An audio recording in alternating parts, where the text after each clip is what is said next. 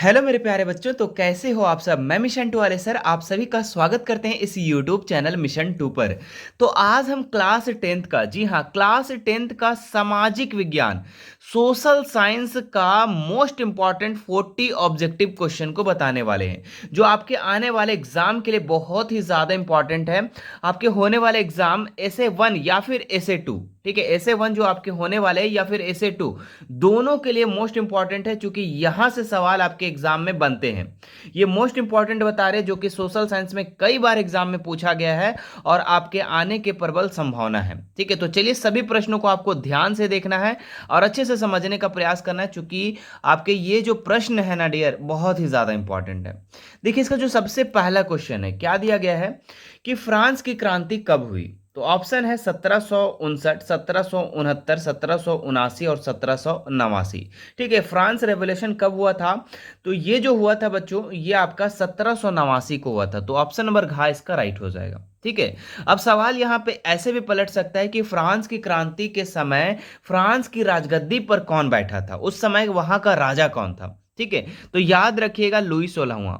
ठीक है, जब फ्रांस की क्रांति हो रहा था तो उस समय वहां का राजा कौन था डियर, तो याद रखिएगा लुई 16वां। ठीक है, देखिए दूसरा नंबर जो सवाल दिया गया है कि सामाजिक उपबंध नामक पुस्तक लेखक कौन था। ठीक है, सोशल कॉन्ट्रैक्ट का जो है राइटर कौन था, ये आपको बताना है कि सोशल कॉन्ट्रैक्ट जो पुस्तक था, बुक था, उसका लेखक कौन है, कौन लिखा था इसको, है ना। तो रूसो, मॉन्टेस्क्यू, दिदरो या फिर वाल्टेयर। ठीक है, तो सोशल कॉन्ट्रैक्ट जो पुस्तक था, इसका जो लेखक था ये रूसो था। ऑप्शन नंबर का इसका राइट हो जाएगा। तीसरे नंबर सवाल देखेंगे कि यंग इटली की सोसाइटी की स्थापना किसने की थी। ठीक है, तो ऑप्शन है काबूर, मेजिनी, विस्मार्क, रूसो। तो यंग इटली सोसाइटी की जो स्थापना किया था ये जोसेपे मेजिनी किया था। कौन किया था, जियोसेपी मेजिनी, कहीं कहीं जोसेफ मेजिनी भी लिखा रहता है। ठीक है, तो याद रखिएगा यंग इटली की स्थापना किसने किया था। ठीक है, तो जोसेफ मेजिनी। चौथा नंबर सवाल देखेंगे कि इटली का एकीकरण कब पूरा हुआ। ठीक है, तो ऑप्शन है 1851, 1861, 1870 या फिर 1881। ठीक है, तो आपका इटली का जो एकीकरण हुआ था ना, ये 1871 के आसपास। ठीक है, यानी कि ऑप्शन यहाँ पे अगर देखें आप तो 1870 इसका राइट आंसर हो जाएगा। तो इटली का एकीकरण कब पूरा हुआ था, तो 1870 71 में। ठीक है, तो ऑप्शन नंबर गा इसका राइट हो जाएगा। आगे बढ़ते हैं इसका पांचवा नंबर सवाल पे। क्या दिया गया है, शुल्क संघ जॉल्वेराइन की स्थापना किसकी पहल पर की गई। ठीक है, तो प्रसा की पहल पर या फिर फ्रांस या फिर ऑस्ट्रेलिया या फिर रूस। ठीक है, तो शुल्क संघ जॉल्वेराइन जो है उस किसकी स्थापना पर पहल की गई थी, तो ये प्रशा का, यानी कि ऑप्शन नंबर का इसका राइट हो जाएगा। आगे देखते हैं जालियांवाला बाग हत्याकांड कब हुआ था। ठीक है, बहुत ही खतरनाक हत्याकांड था ये। ठीक है, और ये कब हुआ था बच्चों। ठीक है, तो ये सबको पता होगा, मुझे भी पता है, आपको भी पता होगा कब है। तो ये 13 अप्रैल 1919 को है ना। जालियांवाला बाग हत्याकांड जो हुआ था अमृतसर में, ये कब हुआ था, तो ये 13 अप्रैल 1919 को हुआ था। ठीक है, बहुत ही खतरनाक घटना था डियर। ठीक है, आगे बढ़ते हैं 7 नंबर सवाल। क्या दिया गया है कि हिंद स्वराज नामक की पुस्तक के लेखक की रचना किसने की थी। ठीक है, ऑप्शन है पंडित जवाहरलाल नेहरू, महात्मा गांधी, और ऑप्शन है डॉक्टर राजेंद्र प्रसाद या बाल गंगाधर तिलक। ठीक है, तो हिंद स्वराज जो पुस्तक का रचना जो किए थे वो कौन किए थे, तो डियर तो ये महात्मा गांधी किए थे। कौन किए थे, महात्मा गांधी। ऑप्शन नंबर खा इसका राइट हो जाएगा। आगे देखते हैं स्वराज हमारा जन्म सिद्ध अधिकार है, हम इसे लेकर रहेंगे, यह किसने कहा था। तो ये लाला लाजपत राय कौन बोले थे, तो अच्छा, बाल गंगाधर तिलक, सॉरी, बाल गंगाधर तिलक जी कहे थे कि स्वराज हमारा जन्म सिद्ध अधिकार है, हम इसे लेकर रहेंगे। तो ऑप्शन नंबर गाइस का राइट हो जाएगा कि बाल गंगाधर तिलक। आगे बढ़ते हैं 9 नंबर सवाल। क्या है, ब्रिटिश सरकार ने कैसर ए हिंद की उपाधि किसे सम्मानित किया गया। ठीक है, तो पंडित जवाहरलाल नेहरू को, श्रीमती इंदिरा गांधी को, रविंद्रनाथ टैगोर या महात्मा गांधी। ठीक है, तो ब्रिटिश सरकार कैसर ए हिंद की उपाधि किससे सम्मानित किया गया, तो ये किया गया था महात्मा गांधी को, है ना। कैसर ए हिंद की उपाधि किससे किससे सम्मानित किया गया, तो ये आपको किया गया महात्मा गांधी को। सीमांत गांधी किसे कहा जाता था। ठीक है, महात्मा गांधी को, श्रीमती इंदिरा गांधी को, अब्दुल गफ्फार खान या फिर पंडित जवाहरलाल नेहरू। ठीक है, तो अब्दुल गफ्फार खान को ही सीमांत गांधी के नाम से जाना जाता था, उन्हें ही कहा जाता था सीमांत गांधी। उत्पत्ति के आधार पर, नेक्स्ट सवाल है, उत्पत्ति के आधार पर संसाधन कितने प्रकार के होते हैं? ठीक है, तो 2 प्रकार के, 3 प्रकार के, 4 या फिर इनमें से कोई नहीं। तो उत्पत्ति के आधार पर संसाधन जो है ना डियर, ये आपके 2 प्रकार के होते हैं। कितने प्रकार के? 2 प्रकार के होते हैं। कौन कौन सा अगर पूछा गया तो आप कहना जैव और अजैव। ठीक है, जैव संसाधन और अजैव संसाधन। आगे बढ़ते हैं, जिसमें जान होती है जैव, जिसमें नहीं होती है वो अजैव। नेक्स्ट देखेंगे, पंजाब में भूमि निम्नीकरण का निम्नलिखित में से मुख्य कारण क्या था? ठीक है, तो पंजाब में जो भूमि निम्नीकरण हो रहा था उसका मुख्य कारण क्या था? तो गहन सिंचाई, अधिक सिंचाई, वनोन्मूलन या फिर पशुचारण। इसका राइट आंसर हो जाएगा आप लोगों को अधिक सिंचाई, है ना। पंजाब में जो भूमि निम्नीकरण हो रहा था, ठीक है, भूमि का कटाव जो हो रहा था, ये अधिक सिंचाई के कारण हो रहा था। आगे बढ़ते, प्रथम पृथ्वी सम्मेलन का आयोजन किस वर्ष किया गया? ठीक है, तो 1992 में, 1997, 2005 या 2012 में। तो प्रथम पृथ्वी सम्मेलन जो का आयोजन हुआ था ना, ये हुआ था आपका 1992 में। आगे बढ़ते हैं, नेक्स्ट सवाल, किस राज्य में काली मृदा मुख्य रूप से नहीं पाई जाती है? ठीक है, तो महाराष्ट्र में, गुजरात, मध्य प्रदेश, राजस्थान में नहीं पाया जाता है। देखो सवाल क्या है, नहीं पाया जाता है। तो ऑप्शन नंबर इसका जो हो जाएगा राजस्थान, घ नंबर इसका राइट आंसर हो जाएगा। ठीक है, यहाँ पे मुख्य रूप से काली मृदा नहीं पाई जाती, बाकी सभी जगह है ना, महाराष्ट्र में, गुजरात में और मध्य प्रदेश में भी पाया जाता है। आगे बढ़ते हैं, नेक्स्ट सवाल यहाँ पे क्या लिखा हुआ है, इनमें से कौन सी टिप्पणी प्राकृतिक वनस्पति जात और प्राणी जात के ह्रास का सही कारण नहीं है? ठीक है, तो कृषि प्रसार, वृहद स्तरीय विकास परियोजना, पशुचारण और ईंधन लकड़ी एकत्रित करना, तीव्र औद्योगिकरण और शहरीकरण। तो मतलब यहाँ पे कह रहा है वनस्पति जात और प्राणी जात का ह्रास का सही कारण नहीं है। ठीक है, तो ह्रास तो भाई इससे भी होगा, इससे भी होगा, इससे भी होगा, लेकिन कृषि प्रसार से आपका ह्रास नहीं होगा, यानी ऑप्शन नंबर का इसका राइट हो जाएगा। बाघ परियोजना की शुरुआत किस वर्ष हुई थी? ठीक है, 1972, 1973, 1974, 1975 में। तो बाघ परियोजना जो था ये कब शुरुआत हुआ था, किस वर्ष शुरुआत हुआ था डियर? तो याद रखिएगा आप 1973 में। ठीक है, कब हुआ था? 1973 में हुआ था, याद रखेंगे। आगे बढ़ते हैं, नेक्स्ट सवाल यहाँ पे, अंतर्राष्ट्रीय प्राकृतिक संरक्षण और प्राकृतिक संसाधन संरक्षण संघ के द्वारा विभाजन में किस श्रेणी को रखा गया है? ठीक है, तो अंतर्राष्ट्रीय प्राकृतिक संरक्षण, है ना, प्राकृतिक संसाधन संरक्षण के संघ के द्वारा विभाजन किस श्रेणी में को रखा गया है? तो संकटग्रस्त जातियां, दुर्लभ जातियां, लुप्त जातियां, इनमें से कोई नहीं। तो इसका जो राइट आंसर हो जाएगा घ नंबर, इनमें से सभी। ठीक है, इनमें से सभी संकटग्रस्त जातियों को भी रखा गया है और दुर्लभ जातियों को, लुप्त जातियों। संकटग्रस्त जातियां उनको कहते हैं जो संकट में है ना, जो लुप्त होने की संभावना है। दुर्लभ जातियां वो भी है, ठीक है, लुप्त जातियां जो लुप्त हो चुकी है। ठीक है, जैसे गुलाबी सर वाली बत्तख है ना, वह सब। आगे बढ़ते हैं मेरे प्यारे बच्चों, 18 नंबर, 14वीं शताब्दी में किसने दिल्ली में श्री फोर्ट क्षेत्र में जल की सप्लाई के लिए हौज खास का निर्माण करवाया था? चंद्रगुप्त ने, इल्तुतमिश में, अशोक ने, कुतुबुद्दीन ऐबक ने। तो इसका जो राइट आंसर हो जाएगा आप लोगों का इल्तुतमिश, है ना। जल की सफाई के लिए जो हौज का निर्माण करवाया था, इल्तुतमिश करवाया था।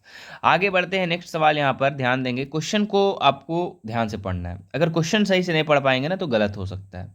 क्या है क्वेश्चन? निम्नलिखित में से कौन सा वक्तव्य बहुउद्देश्य नदी परियोजना के पक्ष में दिया गया तर्क नहीं है? क्या पूछा है? नहीं, नेगेटिव पूछा है ना। तो बहुउद्देश्य परियोजना में कौन सा पक्ष में नहीं है? तो बहुउद्देश्य परियोजना उन क्षेत्रों में जल लाती है जहां जल की कमी है, तो ये तो भाई पक्ष में है। ये क्या है? पक्ष में है, ये तो सही है। बहुउद्देश्य परियोजना जल के बहाव को नियंत्रित करने में काबू पाती है, ये भी सही है ना, कंट्रोल करती है जल के बहाव को।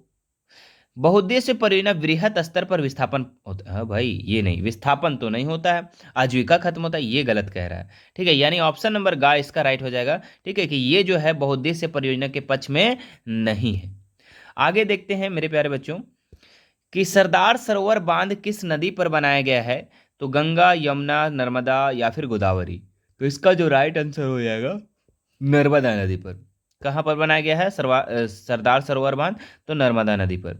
आगे बढ़ते हैं, नेक्स्ट सवाल यहाँ पर, सामान्य किसी देश की विकास किस आधार पर निर्धारित किया जा सकता है? प्रति व्यक्ति आय पर, औसत साक्षरता दर पर, लोगों की स्वास्थ्य स्थिति या उपरोक्त सभी सभी पर, है ना। अगर हम एक देश में देखें विकास को, अगर हम देखें कि विकास हो रहा है या नहीं हो रहा है, तो हम लोग किस पर निर्धारित करें? तो प्रति व्यक्ति आय पर भी करेंगे, उस वहाँ की औसत साक्षरता दर कितना है ना, और वहाँ की स्वास्थ्य स्थिति कैसी है। अगर हम सभी चीज़ों को देखते हैं, ठीक है, तो वो हम विकास को देख पाते हैं। ठीक है, ऑप्शन नंबर घ इसका राइट हो जाएगा, ऑप्शन नंबर घ। आगे बढ़ते हैं डियर, यहाँ पे नेक्स्ट सवाल बहुत ही लॉलीपॉप सवाल दिया गया है कि मान लीजिए किसी देश में 4 परिवार हैं। इन परिवारों के प्रति व्यक्ति आय 5,000 रुपये है। ठीक है, 4 परिवार है डियर और इनके प्रति व्यक्ति आय 5,000 रुपये है। ठीक है, अगर 3 परिवारों की आय 4,000, 7,000 और 3,000 है, तो चौथे परिवार की आय कितनी होगी? अब देखो यहाँ पे प्रति व्यक्ति आय दे दिया गया है, कितना दिया है बाबू? 5,000 दिया है। अब प्रति व्यक्ति आय है, अगर हम इसको टोटल इनकम निकालना चाहे तो टोटल परिवार कितना? 4। अगर हम इसको 4 से मल्टीपल करते हैं तो कितना हो जाता है? 20,000 रुपये। 20,000 रुपये मतलब टोटल इनकम होगा। ठीक है, 4 परिवार का। लेकिन यहाँ पे अगर देखें तो पहला परिवार का 4,000 है, दूसरा परिवार का 7,000 और तीसरा परिवार का 3,000 है इनकम।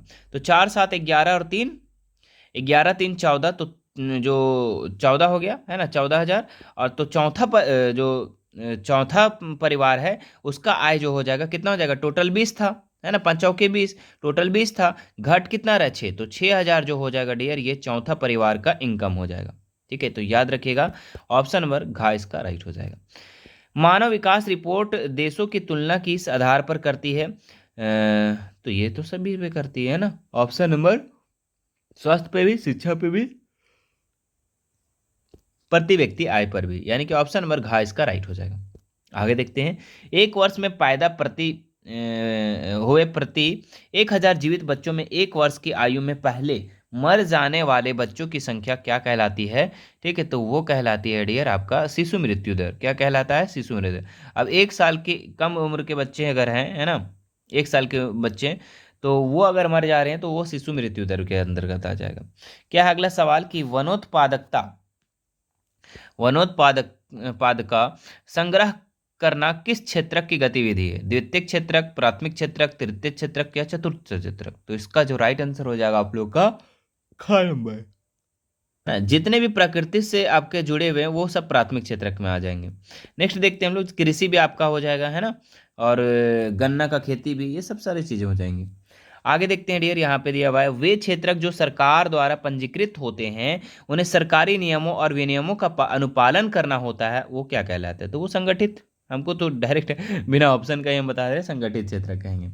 मतलब कि जो सरकार से पंजीकृत है, जो रजिस्टर्ड है और सरकारी नियमों का पालन करते हैं वो, तो वो हमारा संगठित क्षेत्रक आ जाएगा। ठीक है, क्या हो जाएगा? संगठित क्षेत्रक हो जाएगा, ऑप्शन नंबर का इसका राइट हो जाएगा। ठीक है, असंगठित में वो होगा जो सरकारी नियम से नहीं रहते हैं। ठीक है, जो सरकार का नियम को नहीं मानते हैं, जो सरकार रजिस्टर्ड नहीं होता है ना। हाँ, आगे देखते हैं नेक्स्ट सवाल, यहाँ पे 27 नंबर। रमेश, सुरेश और नरेश, राकेश 4 भाई हैं। ये चारों भाई हैं। रमेश खेतों में काम करता है, सुरेश फैक्ट्री की मजदूरी करता है, नरेश एक शिक्षक और राकेश एक टैक्सी ड्राइवर है। इनमें से किसके कार्य सेवा क्षेत्रक में आते हैं? मतलब तृतीय क्षेत्रक में किसका किसका आता है? ठीक है भाई, तो देखो खेत में काम करता है तो ये रमेश कट गया, क्योंकि खेत में काम करता है वो प्राथमिक क्षेत्रक में आ जाएगा। सुरेश किसी फैक्ट्री में मजदूरी करता है तो ये भी आपका नहीं आएगा इसमें। नरेश एक शिक्षक, हाँ ये सेवा क्षेत्र में आ जाएगा। टैक्सी ड्राइवर है, ये भी आ जाएगा। मतलब कि नरेश और राकेश इसका राइट आंसर हो जाएगा। नरेश और राकेश इसका राइट आंसर हो जाएगा। ये क्या है? सेवा क्षेत्रक है ना, ये तृतीय क्षेत्रक में आ जाएगा। आगे बढ़ते हैं, रोहन एक अकुशल बेरोजगार युवक है ना, बेरोजगार आदमी है। वह रोजगार की गारंटी देने वाली सरकारी योजना मनरेगा के तहत अपना पंजीयन करवाता है। रोहन को वर्ष में कितने दिनों की रोजगार की गारंटी मिलती है? तो 100 दिनों की मिलती है। ठीक है, जो नरेगा है ना उसमें 100 दिनों का रोजगार की गारंटी मिलता है सरकार की तरफ से, तो ऑप्शन नंबर ग इसका राइट हो जाएगा। आगे बढ़ते हैं, एक खेत में लक्ष्मण और उसके परिवार के, देखिए क्वेश्चन बहुत बहुत लंबा है, लेकिन जब हम आपको समझा देंगे ना तो बहुत इजी लगेगा अरे इतना आसान क्वेश्चन। एक खेत में लक्ष्मण और उसके परिवार के 4 व्यक्ति काम करते हैं, जिसमें सालाना 20 क्विंटल गेहूं का उत्पादन होता है। लक्ष्मण के चचेरे भाई करण ने एक वर्ष में तक लक्ष्मण और उसके परिवार मिलकर कार्य किया, परंतु उस वर्ष कुल उत्पादन में कोई वृद्धि नहीं हुई। इस परिस्थिति को किस श्रेणी में रखा जाएगा? ठीक है, तो ये आपका प्रच्छन्न बेरोजगारी हो जाएगा। क्यों हो जाएगा प्रच्छन्न बेरोजगारी? भाई देखो क्या बोला गया है कि लक्ष्मण और उसके चार व्यक्ति जो है, उसके परिवार के चार व्यक्ति साथ में काम करते, तो 20 क्विंटल आपका उत्पादन होता है। देखो 20 क्विंटल है ना, सॉरी 20 क्विंटल हो रहा है। ठीक है, एक खेत में लक्ष्मण और उसके चार परिवार जो है वो काम करते हैं, मतलब 5 लोग काम करते हैं, तो कितना होता है? 20 क्विंटल होता है। और लक्ष्मण के चचेरे भाई करण ने एक वर्ष में तक लक्ष्मण और उसके परिवार साथ मिलकर कार्य किया, परंतु उस वर्ष कुल उत्पादन में कोई वृद्धि नहीं हुआ। अब क्या है कि उसका एक चचेरा भाई भी आ गया। मान लो 6 आदमी अब काम कर रहा है, अब 6 आदमी भी कर रहा है, तो 20 क्विंटल उत्पादन हो रहा है। कितना हो रहा है? 20 क्विंटल हो रहा है। तो इस तरीके का जो बेरोजगारी है, जो छुपी हुई बेरोजगारी है बच्चों, उसी को हम लोग प्रच्छन्न बेरोजगारी कहते हैं। ठीक है, चाहे 5 गो काम करे तो भी उत्पादन उतना ही, और अगर 10 गो भी करे तो भी उत्पादन उतना ही, और ये गाँवों में पाया जाता है, इसीलिए इसको ग्रामीण बेरोजगारी कहते हैं हम लोग। आगे बढ़ते हैं। अर्थव्यवस्था में प्रत्येक क्षेत्र के अंतिम उत्पाद की ही गणना क्यों की जाती है? तो बेरोजगारी से बचने के लिए, दोहरी गणना की समस्या से बचने के लिए, अधिक लागत की समस्या से बचने के लिए, इनमें से कोई नहीं। तो इसका जो राइट आंसर हो जाएगा आप लोगों का, दोहरी गणना की समस्या से बचने के लिए किया जाता है। आगे देखते हैं। सत्ता की साझेदारी के संबंध में निम्न में कौन सा कथन असत्य है? तो सत्ता की साझेदारी में कौन सा है ना, तो गलत पूछ रहा है इसमें। सत्ता की साझेदारी लोकतंत्र के लिए लाभकर है। हाँ, तो ये तो सही है भाई, कहीं ना हद तक। उसके बाद इससे सामाजिक समूहों में टकराव का अंदेशा घटता है। घटता है बिल्कुल। या अस्थिरता को आपसी में फूट नहीं बढ़ाती बाबू, फूट नहीं बढ़ाती है। तो ऑप्शन नंबर गा इसका राइट हो जाएगा, ये गलत है। निम्न में से बेल्जियम का एक भाषाई समूह नहीं है? तो फ्रेंच, स्पेनिश, डच, जर्मन। तो इसका जो राइट आंसर हो जाएगा आप लोग का खा नंबर स्पेनिश। आगे बढ़ते। स्वतंत्र राष्ट्र बनने के बाद श्रीलंका में किसे राजभाषा घोषित किया गया? तमिल को, हिंदी को, पाली को, सिंहली को। तो इसका जो राइट आंसर हो जाएगा आप लोग का सिंहली को किया गया है। नेक्स्ट देखेंगे, श्रीलंका स्वतंत्र राष्ट्र कब बना? तो ये बना था आप लोग का, कब बना था? 1948 को बना था, है ना, 1948 को बना था श्रीलंका स्वतंत्र राष्ट्र। आगे देखते हैं। निम्न में से संघवाद की एक विशेषता नहीं है? तो यहां सरकार दो या अधिक स्तरों वाली होती है। ठीक है, तो ये तो सही कह रहा है। उसके बाद अलग अलग स्तर की सरकारें एक ही नागरिक समूह पर शासन करती है, ये भी सही है। विभिन्न स्तरों, है ना, क्या लिखा हुआ है? विभिन्न स्तरों के सरकारी अधिकार क्षेत्र संविधान को स्पष्ट रूप से वर्णित नहीं होते, ये गलत कह रहा है। ऑप्शन नंबर गा इसका राइट हो जाएगा, ये विशेषता नहीं है संघवाद का। केंद्र में कौन भारत की अनुसूची भाषा के रूप में शामिल नहीं है? ठीक है, अरबी, मैथिली, संथाली, असमिया। तो इसका जो राइट आंसर हो जाएगा आप लोग का अरबी। ठीक है, तो ये हम लोग 36 सवाल कर लिए, और भी कुछ सवाल बचे हुए हैं। उससे पहले मैं आपको बता दूं बच्चों कि अभी तक हमारे चैनल को अगर सब्सक्राइब नहीं किया तो सब्सक्राइब जरूर कर लेंगे। इसी तरीके का और भी वीडियो मिलते रहेगा, और आपको हम सारा चीज़ ऑब्जेक्टिव सब्जेक्टिव सभी समझाने वाले हैं। और हाँ, यदि आप हमसे पढ़ना चाहते हैं, ठीक है, जिसमें आपको हमारा एप्लीकेशन पे क्लास चल रहा है, एप्लीकेशन पे, है ना, एप्लीकेशन का लिंक डिस्क्रिप्शन में भी दे देंगे, या फिर अगर आप प्ले स्टोर पे जाकर सर्च करते हो, ठीक है, प्ले स्टोर पर मिशन 2 वाले सर, तो आपको वहाँ पे मिल जाएगा। ठीक है, क्या बोले हम? मिशन 2 वाले सर, ये चीज़ जा करके आप सर्च करना, आपको मिल जाएगा, है ना, वहाँ से डाउनलोड कर लेंगे, और आप अपना वहाँ पे लाइव क्लासेस कर सकते हैं। जी हाँ डियर, बहुत ही मिनिमम फी में आप लोग को वहाँ पे लाइव क्लासेस मिल रही है, जिसमें प्रॉपर आपको लाइव क्लास मिलती है। ठीक है, रिकॉर्ड क्लास मिलता है, उसके बाद यहाँ तक के पीडीएफ भी दिया जाता है, और साथ ही साथ आपका टेस्ट भी लिया जाता है आपका। ठीक है, टेस्ट भी लिया जाता है, वीकली टेस्ट, और फाइनल टेस्ट भी लिया जाता है। तो आप वहाँ से जुड़ सकते हैं। ठीक है, जुड़ने में कोई दिक्कत नहीं है, आप एप्लीकेशन को डाउनलोड करेंगे। कोई भी दिक्कत है, आप वहाँ पे चैट का ऑप्शन है डियर, चैट वाले पे क्लिक करके आप वहाँ पर बातें कर सकते हैं। वहाँ पे नंबर भी दिया जाएगा, कॉल कर सकते हैं, उसमें हेल्पलाइन नंबर भी दिया गया है। नेक्स्ट देखेंगे 37 नंबर सवाल क्या दिया गया है? निम्नलिखित में से कौन सम्मिलित नहीं है? तो राज्य सरकार राज्य सूची, ये तो सही है। केंद्र सरकार संघीय सूची, ये भी सही है। और केंद्र सरकार राज्य सूची समवर्ती सूची, बिल्कुल सही है। स्थानीय सरकार अवशिष्ट अधिकार, ये गलत कह रहा है, यानी ऑप्शन नंबर घ इसका राइट हो जाएगा। आगे देखते हैं। भारत में विकेंद्रीकरण के संबंध में कौन सा सत्य है? ठीक है, तो अब स्थानीय स्वशासी निकायों के चुनाव नियमित रूप से करवाना संवैधानिक बाध्यता नहीं है। ठीक है, और वास्तविक विकेंद्रीकरण की दिशा में एक बड़ा कदम 1992 में उठाया गया। ये सही है ना, ये सत्य है। आगे देखते हैं, निम्न में से कौन सम्मिलित नहीं है? तो वर्ग विशेष के हित समूह, राजनीतिक दल, आंदोलन, दबाव समूह। तो इसमें कौन सा सम्मिलित नहीं है? वर्ग विशेष हित समूह, किसी विशेष तबके या समूह के हितों को बढ़ावा देने वाले संगठन। ठीक है, तो ये भाई सही कह रहा है। राजनीतिक दल, ऐसा संगठन जो राजनीतिक सत्ता पाने की गरज से लोगों को लामबद्ध करता है। ये भी सही है। आंदोलन क्या है? किसी सामाजिक समस्या के समाधान के लिए चलाया गया एक संघर्ष जिसमें संगठनिक संरचना भी हो सकती है या नहीं भी हो सकती है। और दबाव समूह, राजनीतिक में सीधे भाग लेते हैं। ये गलत कह रहा है। ठीक है, ये सम्मिलित नहीं है। आगे देखते हैं, लास्ट सवाल है मेरे डियर यहाँ पे आप लोग का, जो कि आपका सोशल साइंस का लास्ट सवाल है, सेट 1 का। क्या है? निम्न में से कौन सम्मिलित नहीं है? नर्मदा बचाओ आंदोलन, एक मुद्दे पर आधारित आंदोलन। ठीक है, ये तो सही है। खाद्य विक्रेता का संघ, दबाव समूह, ये गलत कह रहा है। ठीक है, यहीं पे आपका गलत हो गया। आगे देखते हैं हम लोग, तृणमूल कांग्रेस राजनीतिक दल, ठीक है। श्रीलंका संगठनात्मक शासन प्रणाली, ये भी सही है। ठीक है, श्रीलंका में जो है ना संगठनात्मक शासन प्रणाली है, वहाँ पे वैसा सिस्टम है। लेकिन ये जो है ना खाद्य विक्रेता संघ, ये दबाव समूह नहीं है। ठीक है, ये ऑप्शन नंबर खा जो हो जाएगा, इसका राइट आंसर हो जाएगा। तो ये था मेरे डियर आप लोग का एसएसटी का, मतलब कि सोशल साइंस का,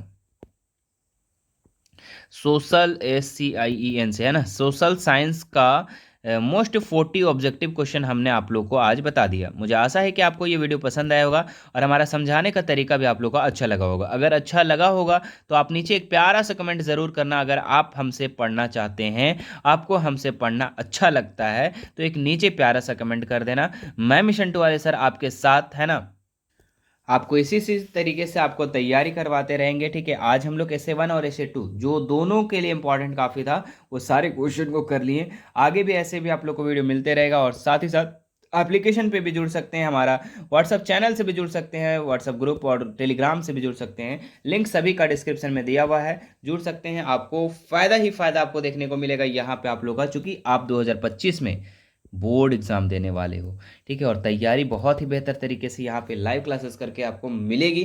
तो चैनल को सब्सक्राइब कर लेना है डियर। जिस तरीके से आपके जो सीनियर है, बड़े भैया बहन हैं, वो अच्छे किए हैं, तो आप भी अच्छे करोगे। वो भी डिस्ट्रिक्ट टॉप किए हैं, वो भी स्टेट टॉप किए, तो आप भी करोगे। बस मेहनत आपका होना चाहिए। ठीक है, रिविजन होना चाहिए, रेगुलर होना चाहिए। चलिए फिर आप लोग से मिलते हैं नेक्स्ट वीडियो में। Thank you so much.